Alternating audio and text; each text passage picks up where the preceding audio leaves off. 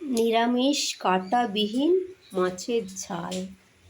এটি সোয়াবিন দিয়ে যেটা তৈরি করলাম সেটা সোয়াবিন হচ্ছে মাংসর পরিপূরক, তাই মাংস না করে আমি মাছের মতো করে কেমন ঝালটি করেছি।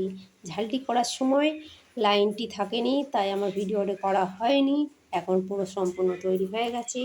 এরপর সব খাওয়া শুরু করে দিয়েছে। খেতেও খুব সুন্দর হয়েছে। এই দেখুন, আপনারাও বাড়িতে একবার করবেন, নিশ্চয়ই ভালো লাগবে। খেতে হয়েছে খুব সুন্দর।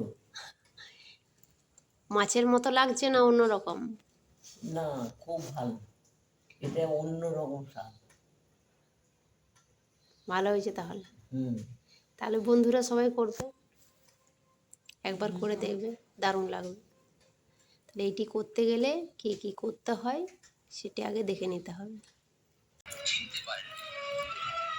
এই যে মাছের ঝাল আমার তৈরি, নিরামিষ মাছের ঝাল। মা নিরামিষ মাছের ঝাল ভেঙে দিয়েছেন। আমি ভেঙে দিয়েছি। কেমন খেতে হয়েছে? কাঁটাবিহীন মাছ। Chop chop chop chop. এটি তৈরি করার জন্য প্রথমে আমাকে নিয়ে নিতে হবে সোয়াবিন। এই দেখো, এটা প্রায় 100 গ্রামের মতো সোয়াবিনটা আছে। আর এই সোয়াবিনটাকে ভালো করে গরম জল দিয়ে ফুটিয়ে নিতে হবে যাতে নরম নরম হয়ে যায়। তারপর মিক্সিতে দিয়ে একটু ঘুরিয়ে নিতে হবে। এই তাহলে দেখতে থাকো রেসিপিটা। এই যে আমি জল ফুটে দিয়ে দিলাম, এরপর এটাকে আমি ভালোভাবে ফুটিয়ে নেব। এই দেখুন, এই রেসিপিটা একবার খেলে বারবার খেতে ইচ্ছে করবে।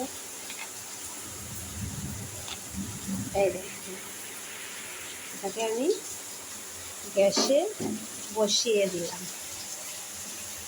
এটা আমার ভালোভাবে ফুটিয়ে নেওয়া হয়ে গেছে।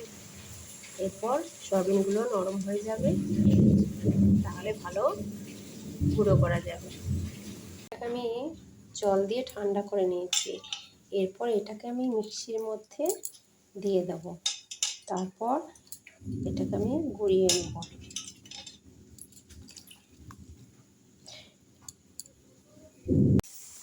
আমার সোয়াবিনটাকে গুঁড়ো করে নেওয়া হয়ে গেছে।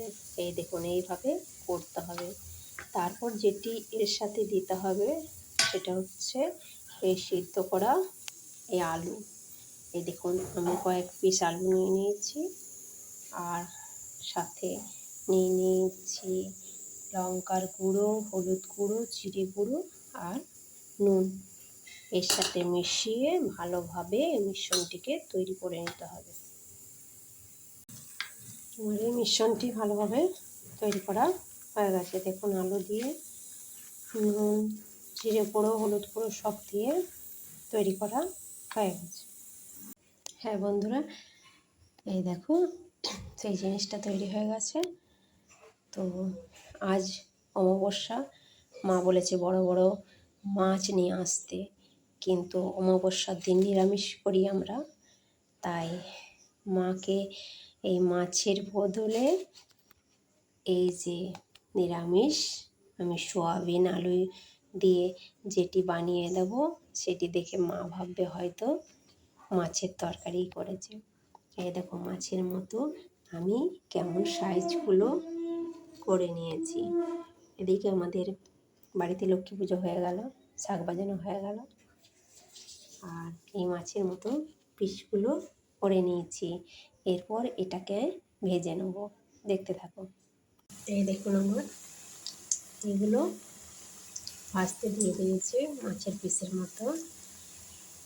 এই দেখুন, ভাজা হয়ে গেছে দুটো, আর এখানেও ভাজা হচ্ছে, আর কতগুলি ভাজতে আছে। এই দেখুন,